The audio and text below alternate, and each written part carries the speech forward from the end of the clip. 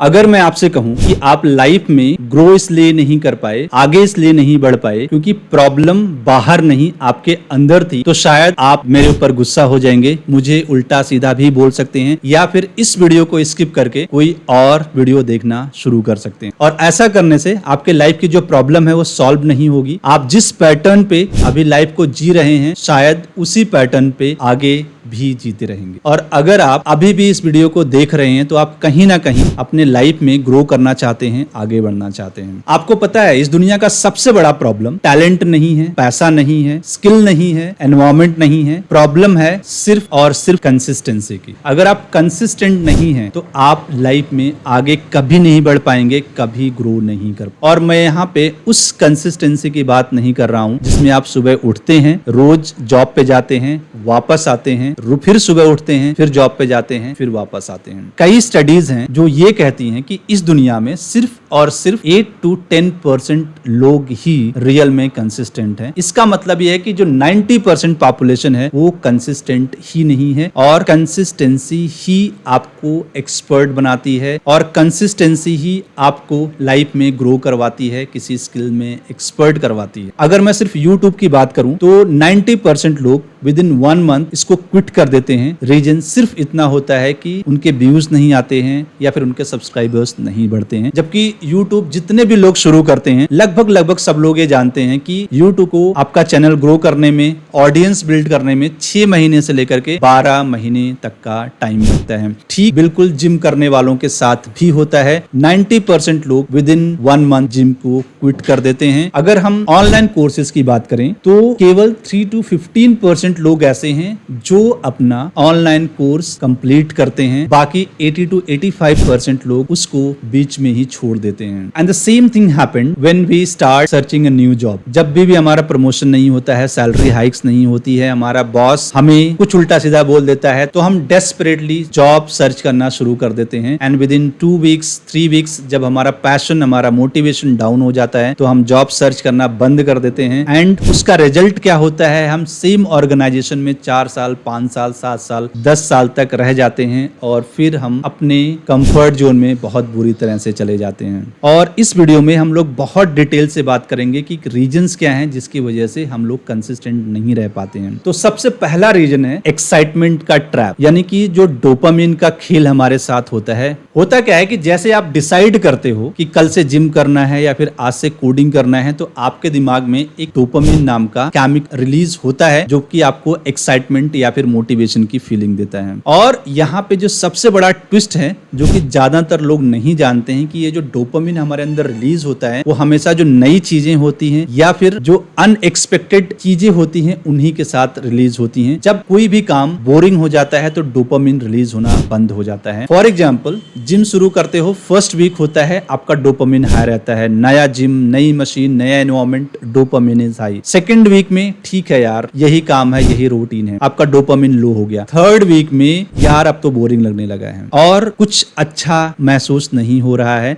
और आपका जो डोपामिन होता है वो लो हो जाता है। और जैसे ही आपका डोपामिन लो होता है, मोटिवेशन लो हो जाता है और धीरे धीरे आपका माइंड आपसे ये कहता है कि आज रहने दे, कल से करेंगे। और रिसर्चर्स इसे मोटिवेशन गैप का नाम बोलते हैं, यानी कि ये वो डेंजरस फेज होता है आपके लाइफ में जहाँ पे इनिशियल एक्साइटमेंट खत्म हो जाती है लेकिन ये जो हैबिट होती है कंटिन्यूअसली कंसिस्टेंटली किसी चीज को करने की वो नहीं बनी होती है। और इसका मतलब ये नहीं होता है कि आप वीक हैं, इसका मतलब ये है कि आपका जो माइंड सिर्फ जो नई चीजें होती हैं यानी कि जो नोवेल्टीज होती हैं उनको रिवॉर्ड करता है, रेपिटेशन को नहीं करता है। और कोई भी हैबिट आपके अंदर सिर्फ और सिर्फ रेपिटेशन से ही डेवलप होती है। दूसरा सबसे बड़ा रीजन है कि 21 दिन में कोई भी हैबिट बनती है। आपने बार बार ये सुना होगा या कई बार ये सुना होगा कि अगर हम किसी काम को 21 टाइम्स रिपीट करते हैं तो हमारे अंदर एक नई हैबिट बन जाती है। एक्चुअली ये मिस कोट है। 1960 में एक बुक आई थी और उस बुक में एक प्लास्टिक सर्जन है, मैक्सवेल ने सिर्फ इतना ऑब्जर्व किया था, सर्जरी के बाद उनके जो पेशेंट थे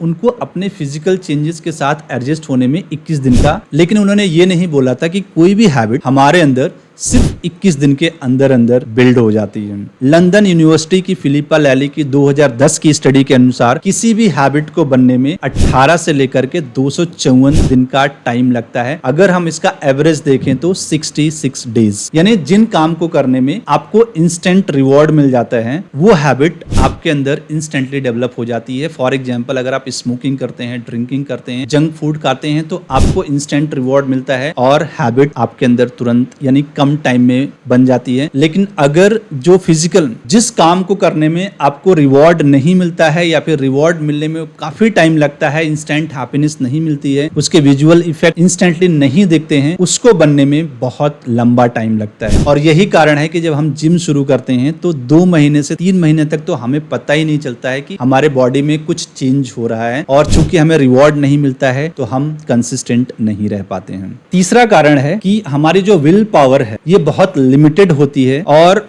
हम जब इसको ज्यादा खर्च करते हैं तो ये खत्म होने लगती है। साइकोलॉजिस्ट रो बाउमिस्टर के अनुसार ये जो विल पावर है ये मसल की तरह काम करती है, यानी आप जितना इसको यूज करेंगे ये उतनी ही खत्म होती रहती है। फॉर एग्जाम्पल, सुबह आप ऑफिस गए और आपके बॉस ने आपको कुछ गलत बोला, आपको गुस्सा आया, आपने गुस्से को कंट्रोल किया, आपका जो विल पावर है वो यूज हो गया। लंच में जंक फूड आपको खाना था लेकिन आपने हेल्दी फूड खाना प्रेफर किया, आपने उसको कंट्रोल किया, आपका विल पावर यूज हो गया। दोपहर में एक बोरिंग मीटिंग थी, फोन यूज आपने नहीं किया, आपने आपको कंट्रोल किया, विल पावर यूज हो गया। और शाम को जब जिम जाने का टाइम आया या फिर किसी स्किल पे काम करने का टाइम आया तो आपकी जो विल पावर है वो लगभग खाली हो चुकी थी। यही कारण है कि जब लोग सुबह सुबह अपने दिन की शुरुआत करते हैं तो बहुत ही कॉन्फिडेंट रहते हैं कि मैं आज ये करूंगा, ये करूंगा, ये करूंगा, ये करूंगा, लेकिन शाम तक आते आते उनका जो विल पावर है वो खत्म हो जाता है, उनका जो सेल्फ कंट्रोल टैंक है वो खाली हो जाता है और वो चाह करके भी कुछ नहीं कर पाते हैं। तो करना क्या है आपको इस केस में कि आपको अपने विल पावर के ऊपर डिपेंड नहीं रहना है, आपको एक सिस्टम क्रिएट करना है, एक एनवायरनमेंट क्रिएट करना है जहां पे किसी काम को करने के लिए आपको विल पावर का यूज ना करना पड़े। सिस्टम या एनवायरनमेंट खुद आपको फोर्स करे कि आप उसको करना शुरू कर दें। फॉर एग्जाम्पल, अगर जिम आपके घर के आसपास है तो आपको ज्यादा एफर्ट नहीं करना पड़ेगा, आपका बैग जिम बैग रेडी है, एफर्ट नहीं करना पड़ेगा, आपने कोर्स खरीद करके रखा हुआ है, एफर्ट नहीं करना पड़ेगा। और चौथा रीजन है कि ऑल और नथिंग ट्रैप, यानी कि अगर मान लीजिए कि एक दिन मिस हो गया तो हम उसको पूरा हफ्ता बर्बाद समझ लेते हैं। और यही शायद सबसे कॉमन रीजन है कि लोग किसी भी हैबिट को परमानेंटली बिल्ड नहीं कर पाते हैं, बीच में क्विट कर देते हैं। मान लीजिए कि आप एक दिन जिम नहीं जा पाए तो आपका दिमाग आपसे तुरंत बोलेगा कि अब क्या फ़ायदा, पूरा वीक तो खराब हो गया, एक काम करते हैं अगले मंडे से फ्रेश स्टार्ट करेंगे। फिर नेक्स्ट मंडे आता है और वही कहानी दोबारा से शुरू हो जाती है। और जो रिसर्चर्स हैं इसे व्हाट द हेल इफेक्ट कहते हैं, यानी कि एक छोटी सी गलती के बाद पूरी की पूरी जर्नी को बीच में छोड़ देना। लेकिन असली कंसिस्टेंसी का मतलब कभी मिस करना नहीं होता है, असली कंसिस्टेंसी का मतलब होता है मिस किया लेकिन फिर वापस आ गए। 2 दिन मिस हुआ, तीसरे दिन दोबारा से करना शुरू किया। जो लोग सालों से जिम जाते हैं उन्होंने आज तक कभी भी ये दावा नहीं किया है कि उन्होंने एक भी दिन मिस नहीं किया है।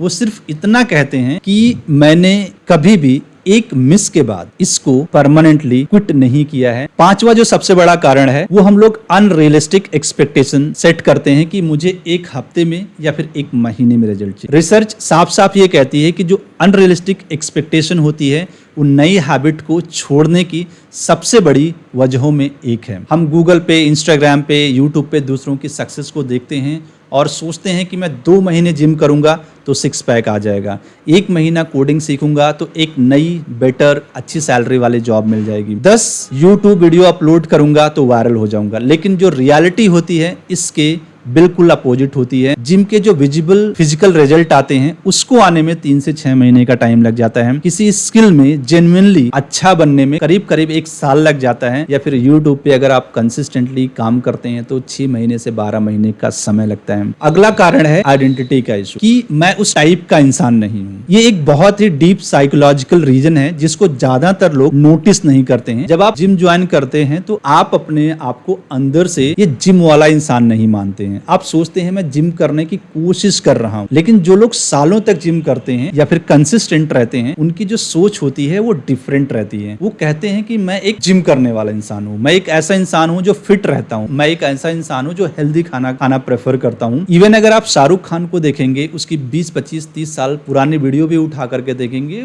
तो वो आइडेंटिटी की बहुत बात करता है। वो उस समय भी कह रहा था कि मैं एक सुपरस्टार हूं, मैं एक दिन मुंबई पे राज करूंगा। इवन उस समय अमिताभ बच्चन, धर्मेंद्र, राजेश खन्ना, गोविंदा जी, बहुत सारे लोग थे जो सुपरस्टार थे, बट वो वहां पे बोलता था कि they are superstar, I respect them, but मैं सुपरस्टार हूं। तो ये जो आइडेंटिटी है ये देखने में बहुत छोटी लगती है, लेकिन जैसी आइडेंटिटी आप अपने आप को दे करके चलते हैं, धीरे धीरे करके आप वही इंसान बन जाते हैं। और रिसर्च भी यही बताती है कि जो आइडेंटिटी बेस्ड मोटिवेशन होता है वो सबसे लंबे टाइम तक आपके साथ रहता है। अगर आपके अंदर आइडेंटिटी बेस्ड मोटिवेशन नहीं है तो वो 1 हफ्ते, 2 हफ्ते, 3 हफ्ते में खत्म हो जाए। फॉर एग्जाम्पल, जो वीक आइडेंटिटी है वो ये बोलती है कि मैं ट्राई कर रहा हूं सुबह सुबह सो करके उठने की, लेकिन जो एक स्ट्रॉन्ग आइडेंटिटी वाला बंदा है वो ये बोलेगा कि मैं वो बंदा हूं जो रोज सुबह सुबह उठ जाता हूं। और अगर आपके लाइफ में स्ट्रॉन्ग आइडेंटिटी नहीं होगी तो होगा क्या कि लाइफ में जब मीटिंग्स होंगी, ट्रेवल्स होंगे, शादी होगी और दूसरी रिस्पॉन्सिबिलिटीज आती हैं, तो सबसे पहले वही चीज छूटती हैं जो आपके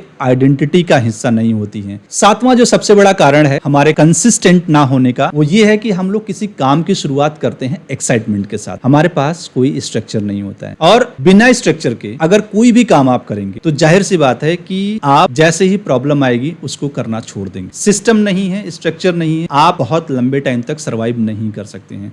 और ये सबके साथ होता है। आप मान लीजिए जॉब करते हैं या बिजनेस करते हैं, आपने जिम जाने का डिसाइड किया, लेकिन जैसे ही आपको टाइम नहीं मिलेगा, आपने ये डिसाइड नहीं किया कि मैं किस टाइम पे जाऊंगा, मैं अपना टाइम कैसे मैनेज करूंगा। और इसको लेकर के आपकी जो अप्रोच होती है वो बहुत इंपॉर्टेंट होती है। अक्सर लोग गलत अप्रोच के साथ चलते हैं कि आज से 2 घंटा डेली जिम करूं, रोज मैं एक वीडियो अपलोड करूंगा, कल सुबह मैं 5 बजे पक्का उठूंगा, या फिर कुछ भी हो जाए मैं इस कोर्स को कंप्लीट करके रहूंगा। और ये है गलत अप्रोच। जबकि जो राइट अप्रोच है, यानी सही अप्रोच है, वो ये है कि एक वीक में 3-4 दिन मैं जिम जाऊंगा और 45 मिनट तक ही जिम करूंगा। हफ्ते में 2 वीडियो मुझे अपलोड करना है, मैं एक दिन फिक्स कर लेता हूं। पहले मैं 6:30 बजे उठूंगा, फिर 6 बजे उठूंगा, फिर मैं 5 बजे उठूंगा, या फिर मैं रोज सिर्फ 20 से 30 मिनट पढ़ूंगा और धीरे धीरे करके मेरा ये कोर्स कंप्लीट हो जाएगा। अगर आप राइट अप्रोच के साथ चलते हैं तो आप कंसिस्टेंट रह सकते हैं। अदरवाइज अगर आपका प्लान सिर्फ आइडियल कंडीशन पे डिपेंड करता है तो जैसे सबसे पहले मुश्किल आती है वो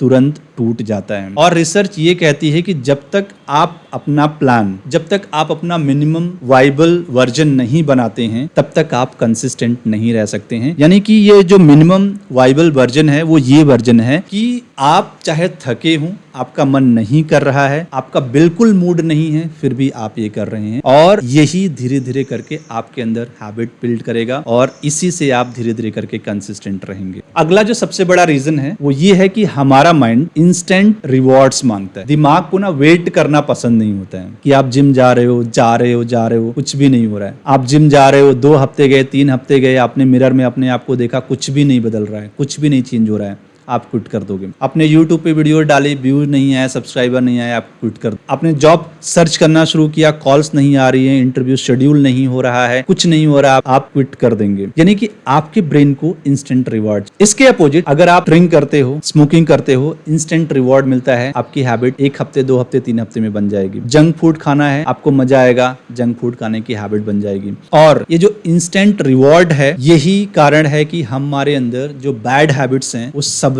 ज्यादा लगती है। नेटफ्लिक्स देखोगे मजा आ जाएगा, कोई सीरीज देखोगे मजा आएगा। True focus is a choice. तो आज से Build a आपको system क्या करना है, and let habits dopamine build के you. भरोसे नहीं रहना है, डोपामिन के कॉन्सेप्ट को समझना है और एक अच्छा सा सिस्टम बना के काम शुरू करना है। किसी भी हैबिट को बनने में 66 से लेकर के 254 डेज का टाइम लगता है, तो आपको इतना टाइम तो कम से कम आपको देना ही पड़ेगा। अपनी विल पावर को सोच समझ करके यूज कीजिए, क्योंकि विल पावर एक मसल की तरह होती है, जितना आप यूज करेंगे उतनी खत्म होती रहेगी। अगर आपका एक दिन खराब हो जाता है तो अगले दिन दोबारा से शुरू कीजिए, पूरे हफ्ते को बर्बाद मत कीजिए। नेक्स्ट मंडे कभी नहीं आता है। हमेशा एक रियलिस्टिक गोल सेट कीजिए, ऐसे गोल्स जो लगातार पूरे किए जा सकते हैं, और अपने आप को वो आइडेंटिटी दीजिए जो आप रियलिटी में बनना चाहते हैं। किसी भी काम की शुरुआत एक्साइटमेंट से नहीं करनी है, एक सिस्टम बना के करना है, एक एनवायरमेंट बना के करना है, एक स्ट्रक्चर बना के करना है, ताकि आपका मूड हो या ना हो, बिजी हो ना बिजी हो, मन कर रहा है नहीं कर रहा है, आप उस काम को कर सकें। और अपने माइंड को समय समय पे छोटे छोटे रिवॉर्ड्स देते रहिए, ताकि आपका माइंड आपको आगे बढ़ाने के लिए मोटिवेट रहे। याद रखिए, कंसिस्टेंसी ही असली ताकत है। आप इंटेलिजेंस को कंसिस्टेंसी से बीट कर सकते हैं। किसी भी एक्सपर्ट